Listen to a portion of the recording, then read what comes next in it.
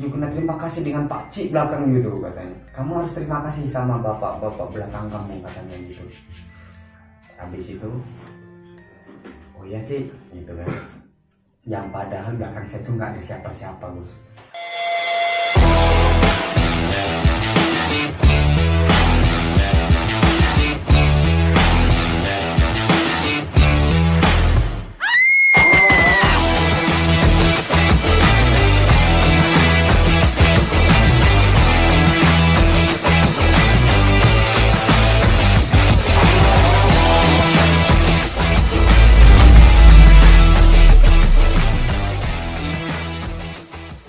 Assalamualaikum warahmatullahi wabarakatuh. Waalaikumsalam warahmatullahi wabarakatuh. Kembali lagi guys di channel Panglima Senopati. Jadi malam ini kita akan ngobrol santai sama Mas Dali dan Mas Ubay di sini. Jadi malam ini kita nggak buat konten yang seperti biasanya ya. Jadi kita akan ngobrol santai saja, bahas tentang hal-hal gaib dan pertanyaan-pertanyaan dari teman-teman dari WhatsApp, dari ini sosmed lah jadinya. Dari banyak yang bertanya dari sosmed ini tentang hal-hal yang mungkin berkaitan dengan ini, dengan gaib gitu. Jadi banyak yang tanya, ini gimana sih Mas, ini gimana, nanti kita coba bertanya langsung sama Mas Dali. Udah kayak Pak Google berarti ya. Ini malam ini kita santai lah ya, kita nggak tegang terusan lagi lah ya, nggak berusukan, nggak nguap. Ini tempatnya agak bersih ya kan. Jadi kita santai-santai aja sambil ngopi, sambil merokok di sini, kita ngobrol santai. Ya, jadi sebelum kita mulai guys, kita ini aja dulu, ngopi-ngopi dulu lah. Oh ya boleh, ngopi Gus. Yang saya ada kopi dari tadi lah ini. Tinggal sedikit. Ya, emang pertanyaannya apa aja Gus? Dan kenapa kok minat aja tanya sama saya gitu kan? Ya orang saya ini bukan siapa-siapa, cuman ya kalau memang ada pertanyaan dari pecinta channel kita gitu kan, ya insya Allah saya jawab sebisa saya gitu kan. Adapun kekurangannya ya saya mohon maaf, karena saya tidak sempurna lah yang jelaskan gitu. Dan ilmu saya juga, saya nggak punya ilmu kan, jadi ya jika saya salah menjawab ya mohon maaf gitu. Insya Allah mudah-mudahan pertanyaan ini ya bisa kejawab, dan yang bertanya nanti bisa puas gitu. Seandainya nggak bisa tanya kan ya ada Mas Ubay, ada Gus katanya ya kan. Jadi ada yang bantu di sini. Insya Allah. Boleh lah. Jadi gini Mas Dali, ini kan dari teman-teman saya di sosmed ini banyak yang bertanya ini. Jadi bertanya tentang hal-hal yang kita lakukan selama inilah. Kita sering tentang gaib gitu ya, bersinggungan dengan hal-hal gaib. Jadi banyak ini teman-teman di sosmed ini bertanya gitu loh. Itu gimana sih, ini begini gimana bisa terjadi gini, rasanya gimana tuh, banyak pertanyaan. Jadi pertanyaan itu udah saya rangkum. Jadi saya rangkum, saya pilihin lah pertanyaan yang kira-kira mungkin pertanyaan ini paling banyak gitu. Boleh. Jadi dari situs-situs ini saya kumpulin dari situs sosmed gitu. Jadi boleh nih Mas langsung tanya langsung ya? Boleh, monggo. Bentar, saya buka dulu. Dari beberapa teman ini banyak yang tanya tentang apa dulu ini.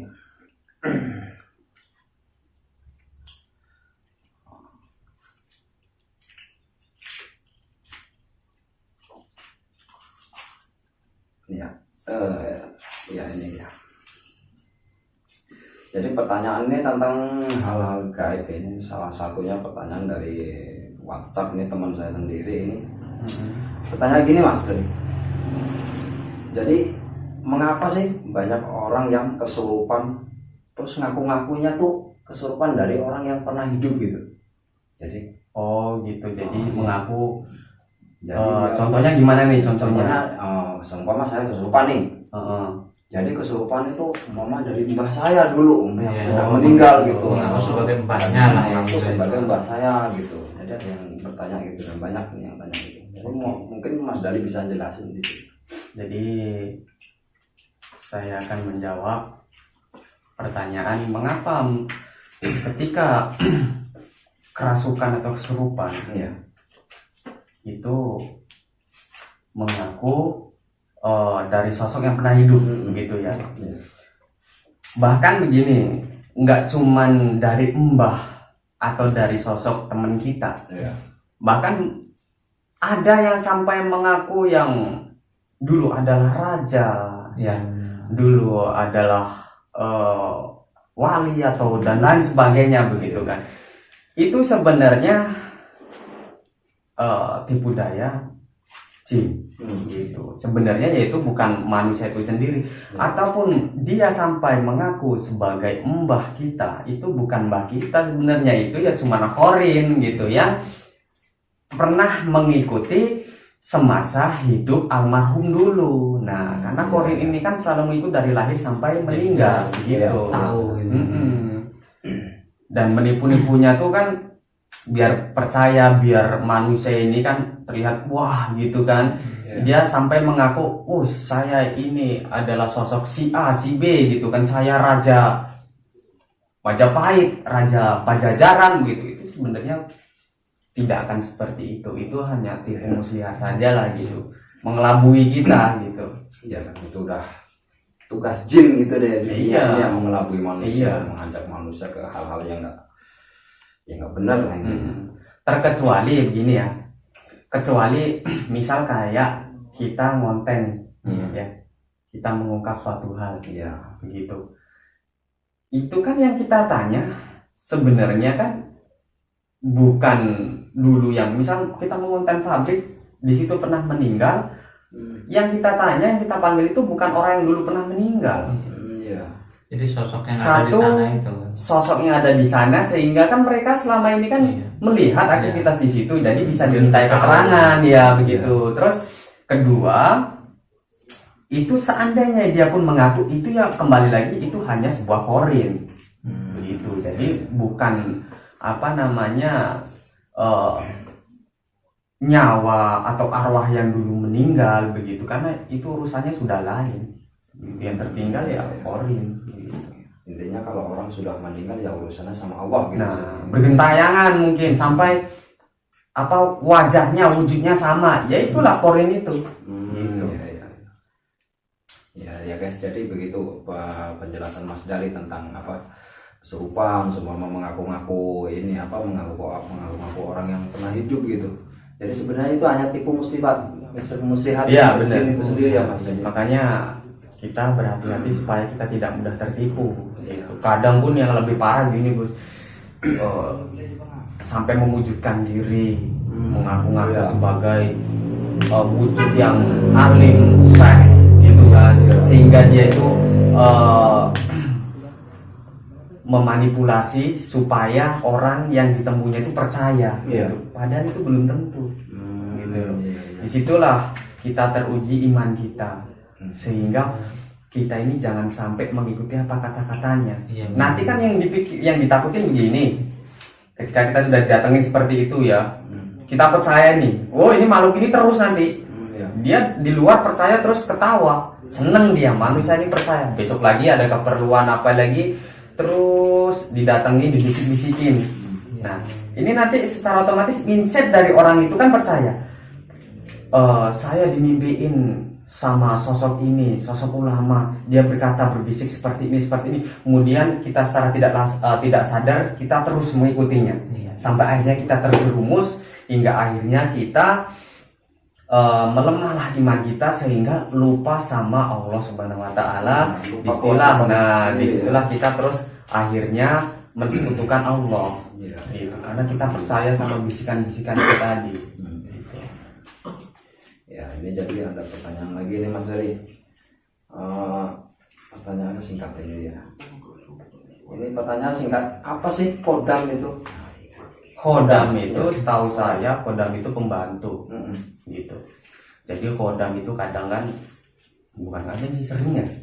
Jadi orang itu, saya punya kodam ini, saya punya kodam itu gitu. Dan kadang tuh yang sering terjadi nih, tanya langsung ke saya itu, kadang orang tanya, Mas, khodam saya itu apa gitu kan. Itu sebenarnya saya juga berpikir, ketika saya memberitahu atau kita tahu khodam dia apa atau khodam kita ini apa, terus mau apa sih? Ya, Iya, keperluan kita tuh mau apa gitu kan? emang terus mau gimana? Kan Kalau gitu. udah tahu terus mau apa kan gitu. Iya, terus mau apa? Emang khodamnya mau disuruh nyangkul bisa? Kan gitu. Khodam itu kan sebenarnya ya, porsi khodam itu sebenarnya emang hanya untuk membantu. Khodam itu pembantu, Ya. gitu. Pembantu atau perewangan dan membantu kan sama artinya ya, pembantu. Cuman dalam arti membantu ini ya di porsi dia, gitu. Di porsi orang itu sendiri. Di porsi misal gini, porsinya khodam ini kan secara gaib ya, secara gaib, Ya. secara halus gitu. Ya dia membantu secara gaib. Mungkin jika ada sesuatu hal, misal orang ada yang mau menyantet, ada orang yang mau jahat secara gaib, ya khodam inilah yang membantu juga begitu. Karena pun itu porsinya tuh sama-sama gaib gitu. Kalau untuk secara alam nyata ya kita aja, masuk baik gus katanya, dali gitu loh. Nah, jadi kita kadang kan gini, makanya kadang orang, kalau saya sih ya, saya kadang males kalau ditanyain khodam saya apa mas, gitu.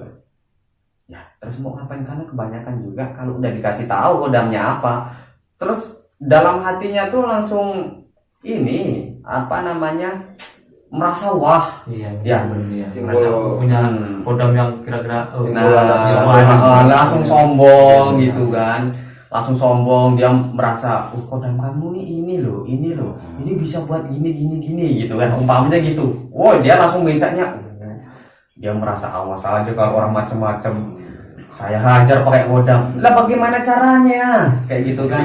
Iya benar. Khodam itu pun tidak mudah. Ketika orang mempunyai khodam pun tidak sembarangan untuk menggunakannya, dan tidak semudah itu untuk menggunakannya. Kita pun bisa terkelabuhi. Iya. Kadang gini, Mas Ubay nih dari tempat mana tuh ya? Misal dari tempat kali atau tempat gunung ke tempat orang gitu ya. Habis itu terlihatlah ada yang mengikutinya gitu ya, sosoknya entah macan atau apa, katakanlah macan gitu ya.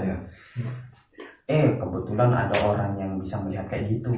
Sampai diikutin macan ya, diikutin singa ya gitu ya. Nah habis itu dia terus pede, khodam saya di singa gitu kan. Ini belum tentu sebenarnya juga apa namanya, makhluk itu yang kebetulan dia itu mengikuti manusia. Setelah manusia itu keluar dari situ, jadi kembali lagi sosok halus itu. Dan pada dasarnya pun mereka ini seneng loh ikut kita nih. Seneng. Kadang orang pun sampai mencari-cari, saya ingin dapat khodam ini, khodam itu. Lah buat apa? Lah orang khodam itu juga kan apa ya, cerminan dari diri itu sendiri, cerminan dari kita sendiri. Kalau tingkah kita baik, laku kita baik, khodam kita yang ikut pun baik. Enggak, kalau udah baik pasti itu kuat untuk secara apa ya, oke lah, enaknya ngomong tuh kesaktiannya gitu loh. Kesaktiannya itu pasti bagus gitu. Jadi khodam itu nggak perlu kita mencari-cari pun, ketika kita rajin ibadah ya, ketika rajin berzikir, itu nanti mereka itu berlomba-lomba ikut kita kayak gitu tuh. Berlomba pun dia berkelahi, mana yang kuat ikut kita gitu.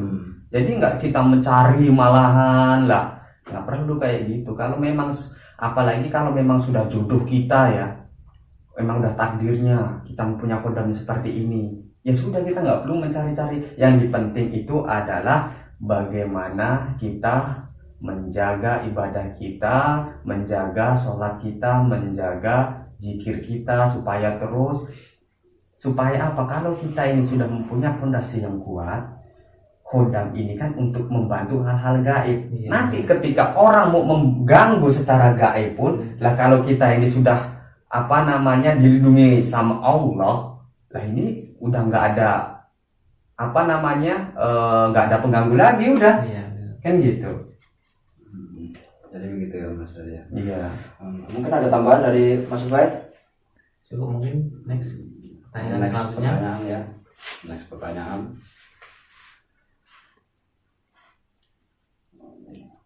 Ini ada pertanyaan gini. Apa benar ada penyakit yang disebabkan oleh jin?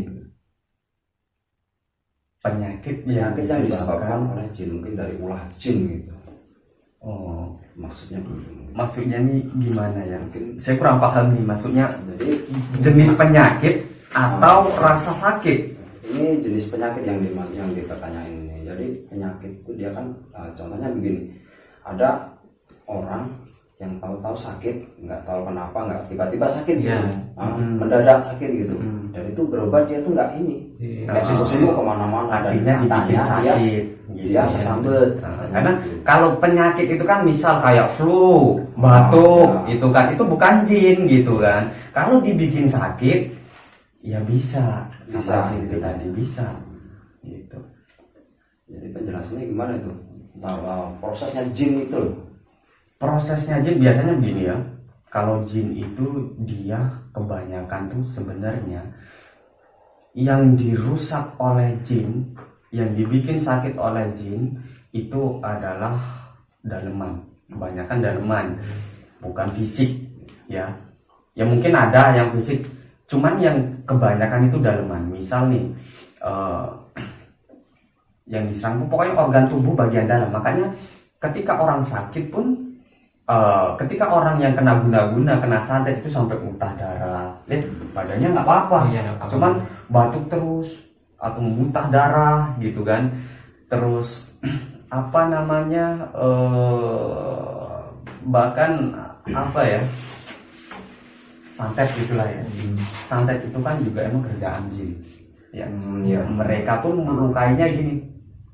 Santet itu kan nggak ada nih orang nyantet tangannya langsung kegores golok atau apa, nggak ada yang di dia medianya melalui daleman, dia langsung dimasukin dalam kayak gitu. Ada paku, ada segala macam seperti itu. Kalau di medis itu pun nggak ada ya penyakit di medis. Nah kebanyakan kalau penyakit non medis itu si pesakit ini kesakitan, tapi secara medis ini tidak ada penyakitnya, tapi si korbannya ini terus merasa kesakitan gitu. Intinya dia sifatnya juga ngikutin jin itu ya, tidak kasat mata gitu. Iya, tidak terlihat. Ya. Ini ada tambahan lagi Mas Ubay? Ada, kita ke next pertanyaannya. Ini ada pertanyaan, kenapa sih terkadang jin sering mengganggu manusia? Ini bukan terkadang kan, mungkin sering mengganggu manusia nih. Pekerjaan mereka. Intinya kalau ini ya Mas Ubay bisa jawab aja Mas. Mungkin Mas Ubay saya jawab. Ya memang bagaimana ya, tugasnya jin itu kan ya, itu memang di orang itu apa namanya, jin dan manusia itu kan berdampingan. Tugasnya jin itu adalah menggoda manusia. Memang Itu dia mengganggu semacam. Jadi memang sudah kodrat dia ya. Dia dalam kodrat Sudah kodrat itu. jin itu memang mengganggu manusia. Mungkin cukup Mas tadi mungkin. Ya kurang lebihnya seperti itu, karena memang mereka itu apa ya, lebih ininya memang selalu manusia, karena terutama adalah untuk terutama jin-jin yang jahat itu musuh mereka terutama adalah manusia. Gitu. Karena dilihat dari sejarah dulu kenapa jin sampai keluar dari surga ya kan, itu kan karena apa namanya, tidak mau mengalah dengan Nabi Adam. Iya. Nah sampai dia bersumpah akan terus menggoda manusia gitu. Ini ada pertanyaan lagi nih tentang arwah ini Mas Dadi. Jadi apa benar arwah penasaran atau gentayangan itu ada? Itu kalau lebih ke ininya itu sebenarnya korin loh itu tuh. Ya, tetap kembali ke korin tadi. Korin lah itu.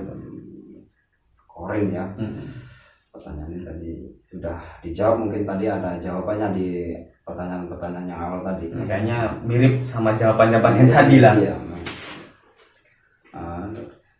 Lanjutnya aja ini Mas Adi. Ini malah ada ini.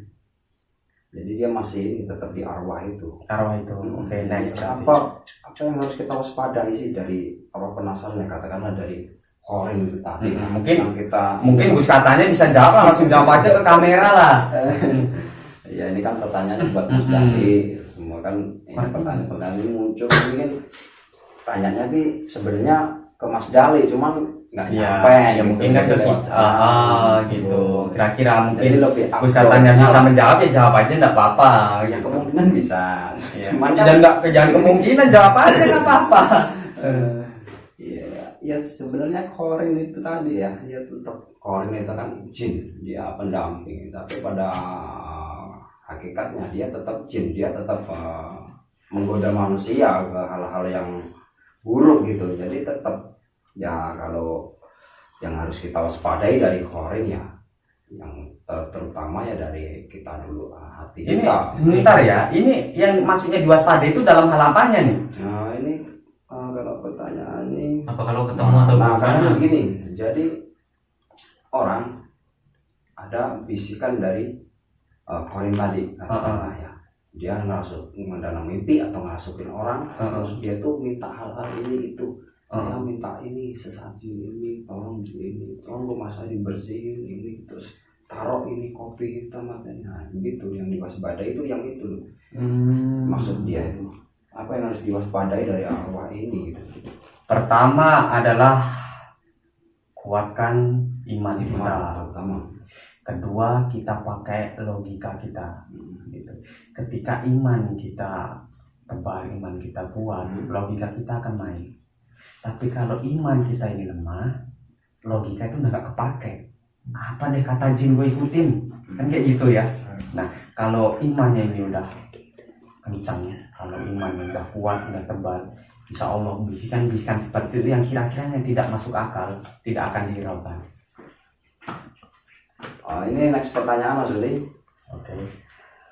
Jadi apa saja hal-hal yang harus kita hindari dari inilah apa, hindari dari jin ini tadi lah, jin Qorin tadi lah. Ya tetap ya Mas Uli ya. Maksudnya dari gimana nih maksudnya? Supaya kita nggak ketemu atau supaya dari ini. Nah, makanya kurang spesifik ya pertanyaannya tuh. Mungkin udah ada jawabannya lah tadi. Ini udah termasuk tadi di sini. Next pertanyaan aja nih. Untuk next pertanyaan dari nggak saya sebutin namanya. Jadi langsung aja ke pertanyaannya. Boleh. Ini jadi ini begini Mas Yudi. Ada yang tanya jadi gini. Dia cerita ini apa tentang ilmu kebatinan yang dipertanyaannya. Jadi dia cerita begini. Ada saudara dia belajar ilmu kebatinan. Jadi belajar ilmu kebatinan itu jauh ya. Terus pulang dia sampai di rumah itu tahu-tahu gila gitu loh. Tanpa ada sebabnya apa, nggak tahu keluarganya, nggak tahu penyebabnya apa, dia yang jelas dia dari pulang menimba ilmu itu, ilmu tentang kebatinan itu. Jadi sampai rumah tuh dia gila gitu. Itu gimana itu Mas dari penjelasan di situ? Artinya dia kesimpulannya adalah belajar sehingga pulang-pulang langsung gila. Nah, makanya begini,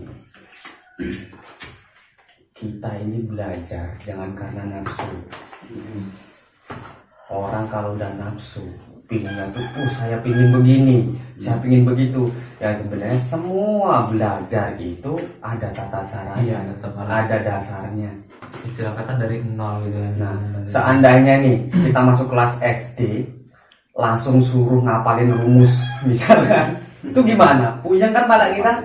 Nah, memang belum beban pikiran. nah, dan bahkan makanya di sini bahayanya kalau untuk tingkat kebatinan, ketika sudah terjadi sampai gila, ini mau nyalahin siapa? Ya kan? Terutama belajar kebatinan itu adalah kembali lagi kesiapan diri kita dulu, keyakinan diri kita dulu, iman kita dulu gitu. Pondasi paling kuat adalah ibadah gitu. Kalau kita sudah fondasi kuat, ibadah terus, nah didampingi dengan apa namanya belajar itu tadi, itu pasti ada jalannya gitu loh. Nah kita ibadah jarang, maunya yang langsung ingin begini begitu instan. Nah maunya instan, nah itu bisa mengindikasi orang itu terus gila. Kita dikasih amalan A, B, C, kita apalin, amalan itu dibuka ya.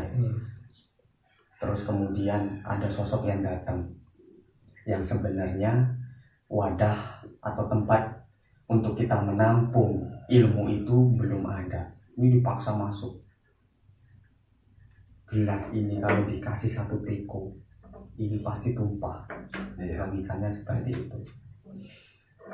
Jadi saya ambil logika kan, ketika ada contoh-contoh gelas yang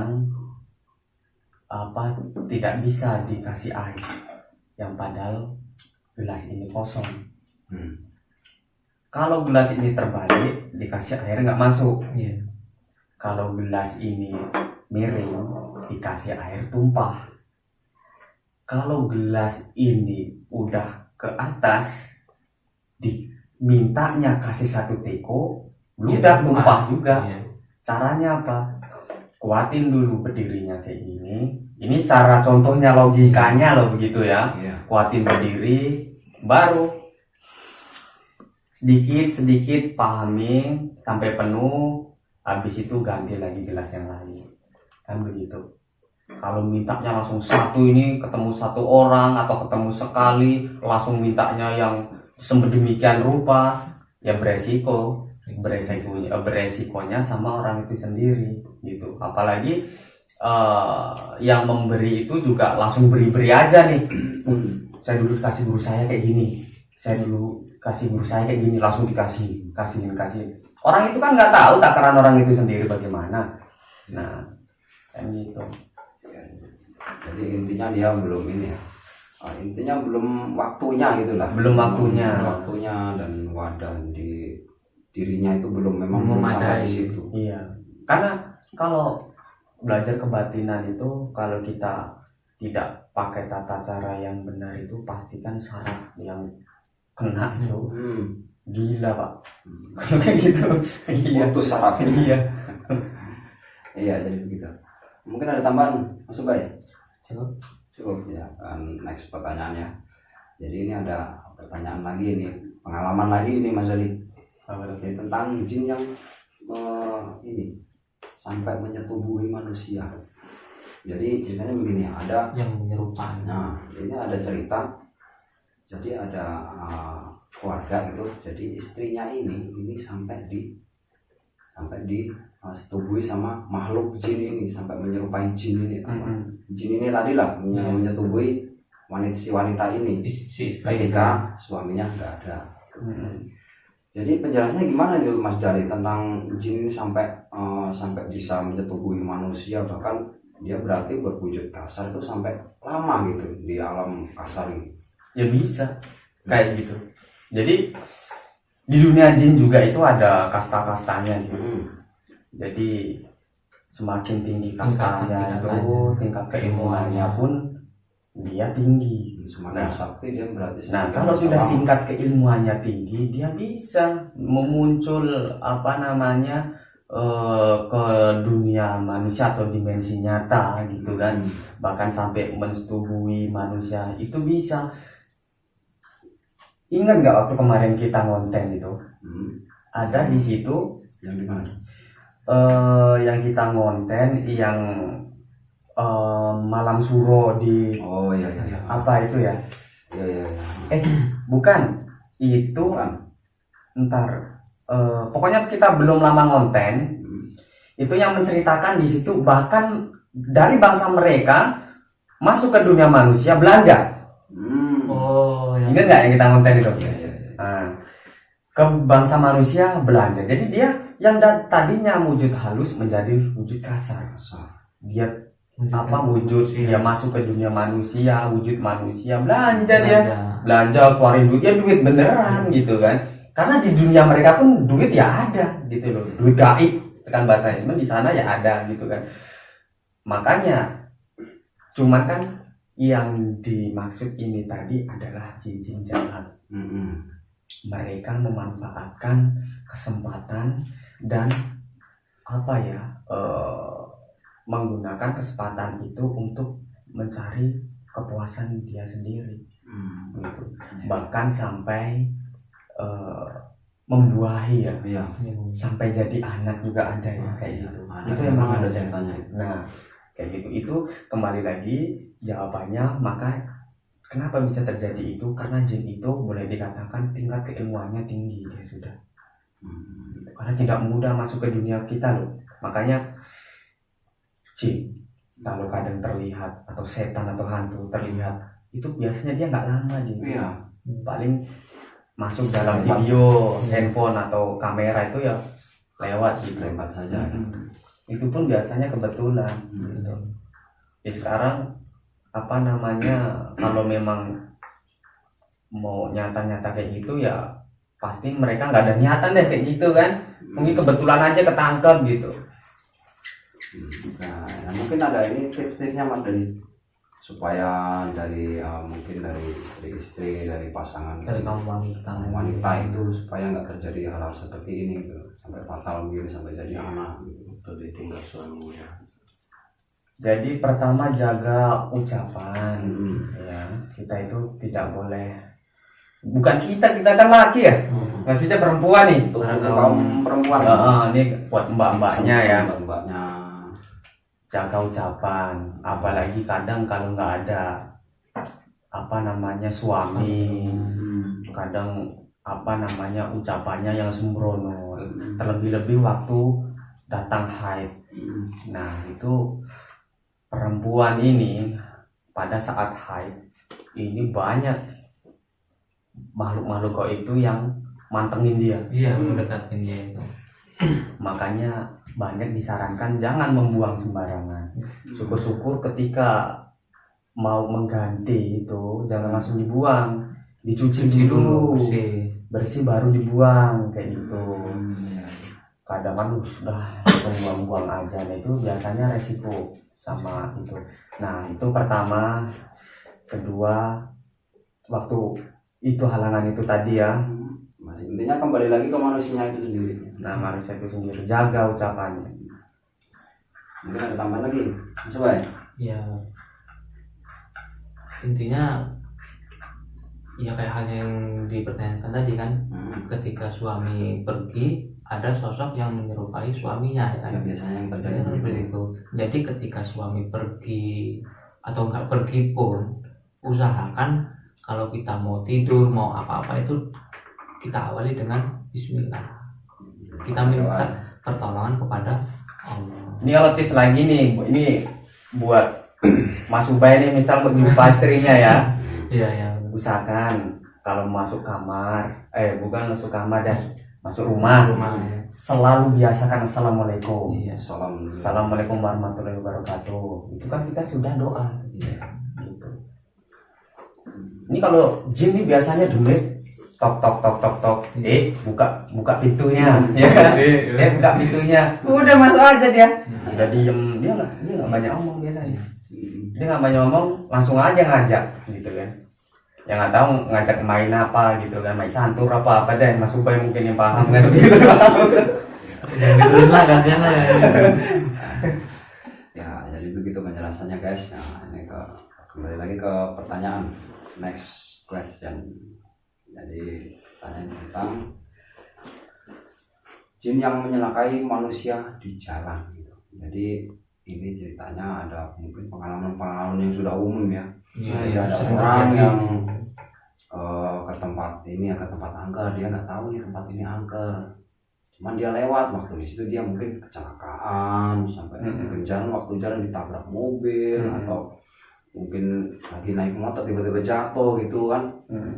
Itu kenapa itu Mas Dari itu proses jinnya itu menyelakai itu Ketika di jalan misalnya, ketika di jalan atau tempat-tempat angker gitu ya kita ucap salam aja sebenarnya, ucap salam ya diri kita ketika mau lewat ya assalamualaikum. Kalau kita orang awam nih, assalamualaikum mbah atau siapa gitu, saya numpang lewat jangan ganggu gitu, kita permisi ngucapin salam gitu kan. Habis itu misal kita nggak lewat nih, mau deket situ, ya udah salam lagi, assalamualaikum saya mau masuk ke sini tolong jangan ganggu. Mereka itu walaupun kita pun salam entah dalam hati atau apa, mereka tahu loh gitu, mereka peka gitu. Dan hati dan pikirannya juga dijaga di situ. Jangan yang berpikir yang macam-macam. Nih, kadang orang tuh justru malah, oh nanti di sini ada ininya, nanti di sini ada. Disitulah justru malah menimbulkan yang tadinya dia belum berbentuk seperti itu sehingga menjadi bentuk seperti itu benar. Gitu. Kita kalau udah masuk ke wilayah atau ke tempat tertentu yang menurut kita angker, terutama assalamualaikum aja. Permisilah di situ, udah kita niatnya di situ mau ngapain, udah lanjutin, kita mau cari kayu mau apa ya udah, yang penting jangan apa ya, ucapannya dijaga, jangan sembarangan juga di situ gitu. Kita lempengin aja niat kita bagaimana gitu. Kecuali kalau emang niat kita udah jelek di situ, ya wajar kalau diganggu gitu loh. Dan itu prosesnya gimana itu Mas Dani? Proses jin itu menyerangkai manusia itu loh. Mungkin kalau ada yang cerita itu mungkin ada yang matanya ditutup atau telinganya ditutup. Iya bisa itu. Nah, mungkin bisa terjadi itu. Bisa kayak gitu. Bahkan dia sampai bisa mendorong kita itu dia bisa menyentuh barang kasar yang ada kita sendiri ya. Apalagi yang namanya tempat angker ya. Yang namanya tempat angker itu kan berarti artinya tempat itu menyimpan nilai magis yang kental. Kalau sudah menyimpan nilai magis yang kental, artinya yang ada di situ adalah sosok-sosok yang kuat. Ketika mereka itu sudah menjadi sosok yang kuat, dia bisa menyentuh badan kita, misal didorong, bisa dia taruh apa ke jurang apa yang betam, jangan sampai lah semuanya sampai terjadi ya, cuman itu bisa didorong itu, bahkan sampai dia itu intinya dia walaupun barang halus bisa menyentuh barang material. Banyak misal di jalan remnya dibikin blong, dia bisa bekerja secepat mungkin remnya itu nggak fungsi, padahal sebelumnya remnya bagus-bagus aja gitu kan. Itu memang mereka bisa seperti itu. Kan kadang banyak yang terjadi, naik motor tiba-tiba masuk ke jurang nih, padahal dia sebenarnya dalam pandangan dia itu udah benar jalan. Iya benar. Kalau dia udah masuk ke kali atau jurang gitu, iya benar, nabrak kendaraan lain gitu, padahal dia lihat nggak ada kendaraan di depannya kan. Jadi prosesnya begitu. Next pertanyaannya Mas Dodi, ini ada pertanyaan dari jin mengganggu manusia. Dalam kata lain ini kesambat gitu. Ini sama yang tadi ada tadi ya, kesurupan gitu kan ya. Bukan, jadi dia intinya sama ke pertanyaan yang pertama tadi. Oh jawabannya sama nantinya. Intinya pertanyaannya sama ini. Ini next aja nih. Next ini pengalaman Mas Dani. Pengalaman kita inilah dia bertanya itu. Orang-orang yang kita ini kan sering di dunia pengalaman secara spiritualnya bagaimana gitu ya. Dia kalau dirangkum pertanyaannya itu panjang. Itu rasanya, terus yang dirasain hari-harinya tuh gimana gitu loh. Atau pengalaman yang menarik di dunia. Terus mungkin Mas Dani bisa ceritain pengalaman pribadi aja lah yang jadi lama di bidang ini. Oke. Jadi ini kan buat tim ya, pertanyaan buat kami gitu kan. Ya. Mungkin saya juga akan tanya ke Gus Katanya dulu. Apa menurut katanya selama ini pertanyaan yang pengalaman yang unik gitu? Itu ada nggak Gus? Kalau pengalaman yang unik ya. Pengalaman yang unik itu ya ada sih satu hal yang unik. Jadi unik itu kalau menurut saya ini ya unik sih ini. Jadi pengalaman itu waktu saya kerja itu, jadi kerja itu di suatu tempat gitu. Jadi kalau malam kadang saya kan bangun malam gitu. Jadi kita bangun kita ibadah gitu. Jadi waktu kita ibadah itu rasanya nyaman bener. Rasanya tuh nyaman, enak, pokoknya seolah kita tuh bahagia bener di situ ketika kita beribadah gitu. Jadi setelah saya mengalami terjun ke dunia ini, dunia spiritual, jadi kita pengalaman saya yang paling ini ya ketika kita beribadah itu rasanya tuh nyaman bener, dan saya tuh sampai kadang bisa kok bisa senyaman ini saya beribadah. Saya selalu sangat dekat bener, sampai saya tuh lupa dunia itu lalu seolah-olah lupa, karena nggak ngerasain saya lagi di dunia terima. Jadi malah dekat sekali ketika sering berkecimpung atau sudah masuk bergelut di dunia seperti ini, seperti katanya tuh beribadahnya tuh semakin khusyuk dan semakin ada kenyamanan, ketenangan gitu ya. Banyak lah ya. Cuman yang paling berkesan terutama itulah ya. Kalau dari Mas Ubay gimana? Kalau saya sendiri ya, pertama sebelum saya mengerti dari hal spiritual, artinya memang saya itu percaya nggak percaya sih sebenarnya sama seperti itu ya. Jadinya setelah saya mempelajari ya kan sedikit banyaknya mempelajari sama katanya ini kan, alhamdulillah jadi kita sudah sedikit banyak kita tahu hal-hal goib itu seperti apa. Jadi saya lebih hati-hati, dalam arti hati-hati menjaga diri kita, keimanan kita. Jelas gaib itu ada, iya, tidak benar, perlu benar. ditakutin, cuman Iya. kita hanya perlu berhati-hati Iya, saja tetap. gitu ya. Sama seperti halnya kita lewat jalan itu kan, kita kan permisi gitu kan, nah seperti itu. Jadi kita, oh di situ ada misalnya jin gitu atau sosok apa gitu di situ. Jadi kita tahu, jadi kita bisa kata kita permisi, salam seperti itu. Jadi untuk selama saya bergabung lah istilahnya ya, apa bahasanya, bergabung dengan hal spiritual, alhamdulillah memang semakin saya mendekatkan diri, alhamdulillah yang tadinya nggak pernah sholat, alhamdulillah sekarang ya walaupun masih bodoh-bodoh sih mas ya kadang-kadang ya, alhamdulillah sudah pelan alhamdulillah salawat baik lah ya. Untuk Mas Dari sendiri, Mas Dari, Saya nih berarti, jadi kalau saya sebenarnya dunia kebatinan, dunia spiritual itu sudah tidak asing lagi dari saya kecil. ya. Jadi memang udah dari kecil udah ada pengalaman gitu Mas Dari. Iya. Jadi dari kecil itu saya ingat benar, saya belum sekolah waktu masih kecil kan. Almarhum ibu saya yang sering, namanya kita dekat sama ibu ya. Jadi saya sering lihat, mak itu apa mak? Itu apa gitu kan? Mak itu ada yang ini gitulah. Nah ini ibu saya ini selalu bilang, itu bukan apa-apa gitu kan.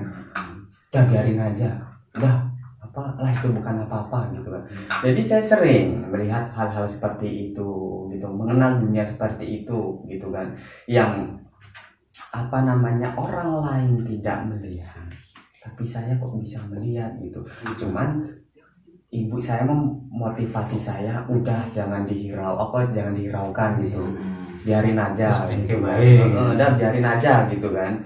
Udah yang lain, maksudnya udah bikin aktivitas lain aja, jangan ini. Makanya kadang saya ini kalau mau tidur ya, jadi kalau mau tidur itu dulu waktu kecil, kalau di tembok itu tuh saya ini dulu kayak ngeliat ini layar tancap. Jadi kayak ada TV bener kayak gitu. Nah gitu, gerak sana gerak sini. Nah, kadang nanti di atas itu ada yang datang. Yang datang itu sebenarnya jelek, cuman nggak takut saya ini, nggak takut. Kalau dikatakan tuh mukanya tuh ada yang kayak barongan lah. Nah terus ya macam-macam lah namanya dunia seperti itu kan, mereka macam-macam gitu. Cuman alhamdulillahnya mereka tidak pernah mengusik atau mengganggu dan bahkan menyakitin saya, alhamdulillah tidak pernah begitu. Dan ada apa namanya, pengalaman unik itu ya banyak ya, cuman salah satunya atau beberapanya begini. Terutama saya sendiri, kadang kalau ngitung temen saya ini suka salah ya, karena kebanyakan kadang kan lihat-lihat kayak gitu. Kadang temen 6 saya hitung 7, 8. Padahal itu yang 2, 1 atau 2 itu. Iya, itu Padahal mereka yang yang bukan manusia sebenarnya. Jadi itu, wah, beli kopi beli apa ya, saya kadang lebih, kadang apa, pokoknya kalau ngitung nih, itu tadi siapa namanya, oh iya Asem kayak gitu, tapi saya kan nyadar, oh itu bukan ini gitu kan. Itu kadang salahnya di situ ya. Tapi udah sadar ya di situ yang Iya, makanya sudah sadar, bahkan sampai sekarang itu tetap salah. Kadang ngitung yang itu tetap, kadang yang di atas itu kehitung itu sebenarnya. Dan lagi yang aneh itu ya, cuman alhamdulillah mereka tidak pernah menyakitin saya, karena ya apa ya, saya seperti udah biasa dari kecil, jadi seperti tahu bagaimana cara menyapa mereka, bagaimana kita masuk ke tempat-tempat yang seperti itu gitu loh. Jadi insya Allah ketika saya masuk ke tempat yang angker atau bagaimana, ya saya yakin aja gitu loh, yakin aja. Yang penting ya kita salam dulu, permisi, kita mau ke situ, ada tata caranya juga seperti itu gitu. Dan ini pengalaman dulu ya, makanya tadi saya cerita dia malah ada yang membantu saya gitu loh. Ini dari pertama yang menyangkut keselamatan dulu lah ya, yang penting itulah gitu. Jadi dulu saya pernah mandi kali ya, namanya anak kampung kan, pernah mandi kali. Iya. Pernah mandi kali itu saya ini tenggelam Pak. Jadi tenggelam saya. Pertama saya mandi 2 sama keponakan saya. Mandi itu jam 12 siang. Kenapa jam 12 siang? Biar nggak ketahui mak bapak. Kalau teman pasti dimarahin. Bukan kita marah, gebuk kita. Kena gebuk. Habis itu keponakan saya ini masuk dalam lubang pasir. Kan ada galian pasir. Ya kalau dulu kan sering orang yang Ya, pasir ya, di kali ya. Tolong kayak gini kan. Biasanya ini nggak bisa berenang. Cuman saya pingin nolongin keponakan saya. Masuklah saya. Lah, masuk, saya yang tenggelam, keponakan saya yang selamat. Kayak mana dia naik atas saya, jadi dia segini. Oh, ini saya minum air banyak bener. Saya udah berpikir, udah apa namanya, udah nggak bisa apa-apa, akan mati palingnya. Itu jelas sekali ada tangan yang mendorong saya dari belakang. Di kali itu kuat banget. Jadi dengan seketika saya ini didorong Pak, langsung mental saya Gus. Ini mental tuh ke pinggir. Mental ke pinggir itu. Ke pinggir langsung. Jadi keponakannya itu gimana? Selamat dong, orang dia naik ke atas saya. Nah, dia naik di atas saya. Jadi secara otomatis dua-dua kita kan langsung terpental gitu loh. Itu dia air ini, saya nggak bohong, ini pengalaman nyata saya. Habis itu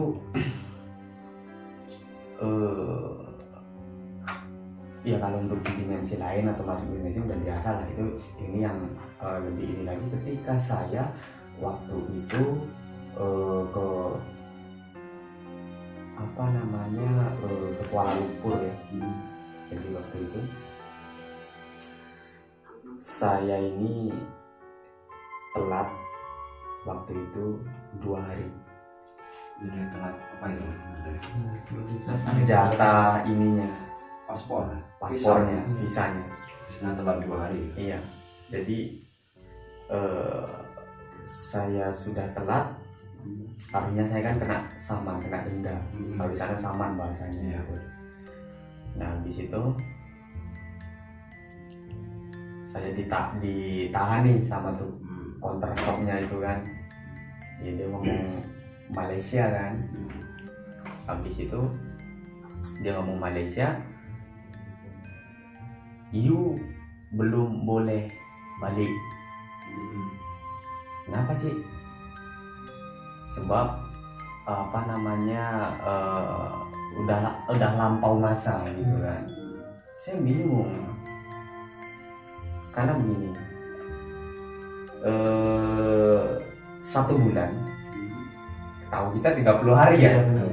Ternyata 1 bulan itu 28 hari di paspor, atau peraturan mereka atau gimana saya nggak tahu ya. Jadi saya minggir. Belum boleh balik sana dulu, pergi ke apa namanya, polis lah, ada polisi di situ. Dipanggil saya, sini gitu kan. Oke, lanjut saya. Habis itu polisinya kan garang-garang di sana itu kan.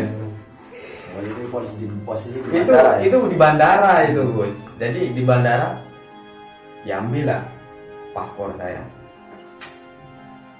You tahu kenapa you kena sekat, kenapa you tak boleh balik langsung gitu kan. Saya tidak tahu, Cik, gitu kan. You udah lambat 2 hari tahu, katanya. Orang bahasanya gitu kan, Malaysia kan. Kenapa? Kata saya kan gitu. Kenapa? Kan ini dah 30 hari gitu kan. Tak boleh, kata dia kayak gitu. Patutnya 28 hari. You udah balik, kenapa ini lambat 2 hari? Saya ini kena denda berapa ya? Saya lupa waktu itu, pokoknya kalau di rupiah itu nyampe berapa gitu lah, berapa juta gitu. Kata saya, alamak, ini apa namanya, kena denda ini. Ada duit lagi ya kan? Wih, saya bingung, ya Allah, kalau saya ini emang udah ini nggak tahu lah, pasrah aja gitu. Saya udah pasrah nih sama Allah lah gitu kan. Terus itu sana, Cik, gimana gitu kan? You tak boleh, kena bayar denda dulu ke negara, kata dia gitu ya. Habis itu, oke, Cik, berapa? Nah dia itu mau ini itunya apa, mau ini apa, tunjukin berapa dendanya itulah. Nah habis itu nggak jadi. Dia bilang begini, saya waktu itu suruh pergi ke office dulu, office apa sih, kantor imigrasi, immigration office lah, di sana kan ada. Saya dipanggil, saya udah jalan situ, panggil, sini, kata dia. Saya dipanggil, udahlah namanya panggil bapak polisi ya di sana, jadi ngikut aja gitu. Kenapa, Cik? Udah boleh balik. Saya udah boleh pulang, katanya. Saya melongo kan, bingung lah ya. Iya bingung, kok langsung boleh pulang? Saya kan harusnya bayar denda ke imigrasi tadi gitu kan. Habis itu saya mau ambil itunya nih, paspor saya digini lagi. You tahu kenapa you boleh balik? Kata dia gitu kan. You terima kasih, katanya. You kena terima kasih dengan Pak Cik belakang gitu, katanya. Kamu harus terima kasih sama bapak-bapak belakang kamu, katanya gitu. Habis itu, oh iya, Cik, gitu kan. Yang padahal belakang saya tuh nggak ada siapa-siapa, Gus. Iya, nggak ada siapa-siapa. Jadi alhamdulillah saya ditolong lah gitu ya. Entah siapa yang nolong ya tahu lah. Intinya kan ya, itu intinya ya bantuan dari Allah lah. Iya. Gitu kan. Jadi bapak polisi tadi seketika langsung panggil saya boleh pulang. Kamu boleh pulang. Kamu terima kasih sama. Oh, terima kasih sama siapa, sih? Tuh, dia nunjuk belakang saya. Kamu terima kasih sama Pak Cik belakang tuh, gitu kan. Sebab dia, you boleh balik. Karena dia kamu boleh pulang. Beruntung aku ditolong dia, kata dia. Nasib baik you, nasib baik you kena tolong dia. Pokoknya dia gitulah, gitu. Habis itu saya nggak pikiran lain lagi, cuma alhamdulillah saya boleh pulang. Apa, siapa aja yang nolong makasih dah, gitu kan. Udah saya ambil paspor saya, dapet cop gitu kan, dapet cop, saya pulang. Itu pengalaman yang unik lah bagi saya. Justru apa ya, di saat-saat tertentu yang bisa menyelamatkan kita gitu loh. Kalau saya ini waktu itu nggak bisa pulang, saya kena denda gitu. Nah, habis itu saya ketinggalan pesawat, Pak. Pesawat ini nggak mau nunggu saya soalnya. Kita nggak datang dulu. Sampai sekarang Mas Dari itu tahu nggak siapa sih itu? Ya kayak gitu nggak perlu diceritakan lah, seperti itu gitu kan. Dari situ ya itu pengalaman yang nyata-nyata unik gitu loh, Gus, gitu. Dan lagi saya waktu itu pulang dari Bangka Belitung. Dari Bangka Belitung saya ini bawa duit cash. Ceritanya kalau dari Bangka Belitung itu saya kan mau naik kereta. naik kereta, habis itu mau kemana ya, Kranji apa mana pokoknya lupa saya, yang bisa dari bandara ke naik kereta itu loh, stasiunnya saya lupa pokoknya. Saya nggak punya kartu itu balik kereta, itu harus pakai kartu Gus. Oh iya.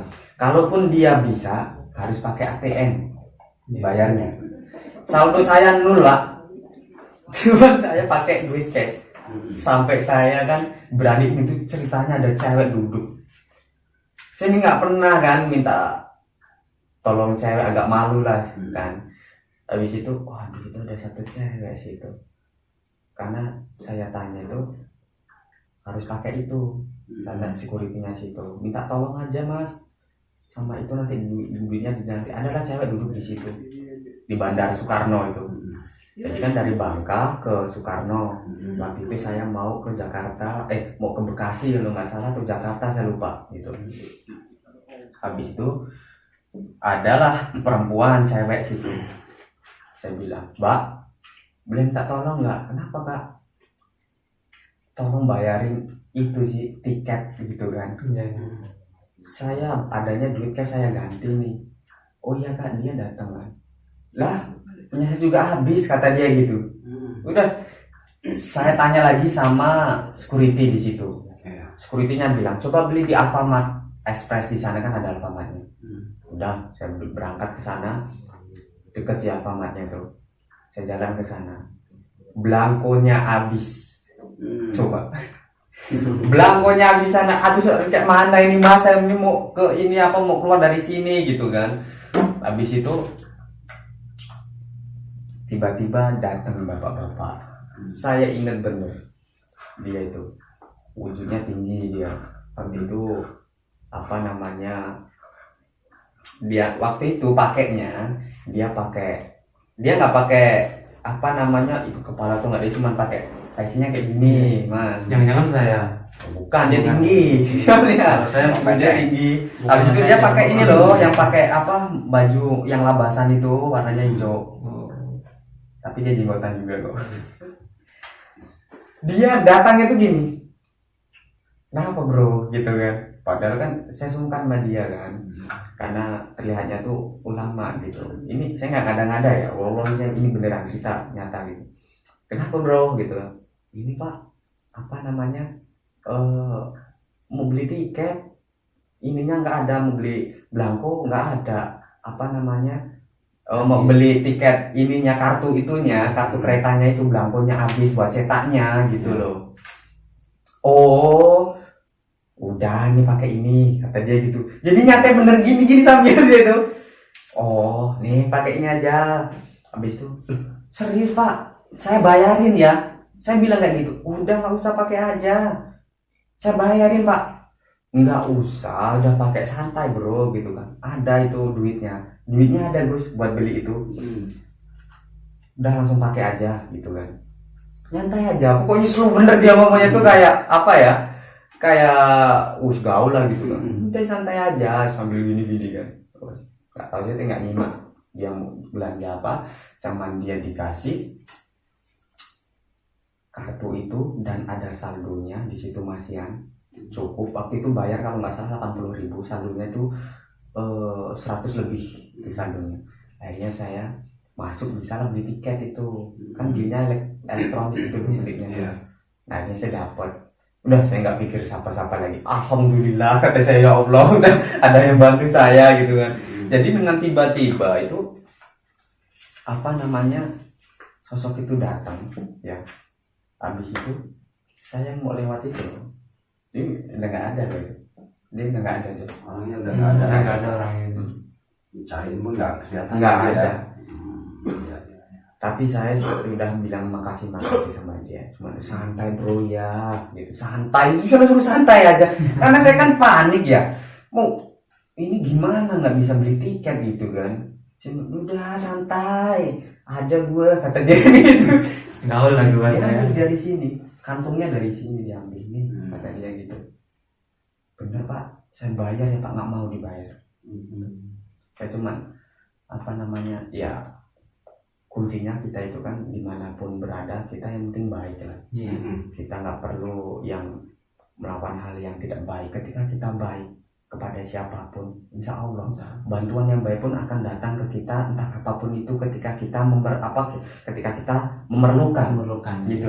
Makanya kan Allah itu tahu untuk hambanya memberi saat diperlukan, saat dibutuhkan, bukan saat diinginkan, kan begitu.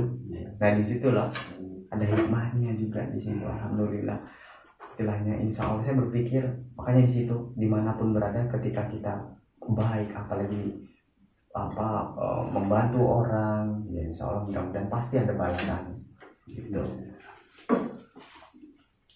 Ya jadi begitu ya pengalaman kita itu di dunia spiritual ini. Ya, banyak ya, pengalaman itu banyak ini guys. Jadi ya kalau ada yang tanya pengalaman apa sih ya, mungkin kalau mau diceritain ya nggak selesai 1 jam 2 jam nggak bakal selesai ya. Pengalaman itu pasti banyak ya. Jadi ya ini segelintir aja yang kita ceritain aja. Jadi begitu guys. Ini cukup aja Mas Dadi, ini pertanyaannya udah saya rangkum udah. Oke, boleh di closing kalau cukup. Sudah selesai lah. Ya guys, demikian Q&A pada malam hari ini. Adapun kesalahan dan kekurangan dari jawaban kami mohon maaf karena kami bukanlah manusia yang sempurna. Tetap pantengin terus Panglima Senopati Channel dan saya akhiri wabillahi taufiq wal hidayah. Wassalamualaikum warahmatullahi wabarakatuh. Waalaikumsalam warahmatullahi wabarakatuh.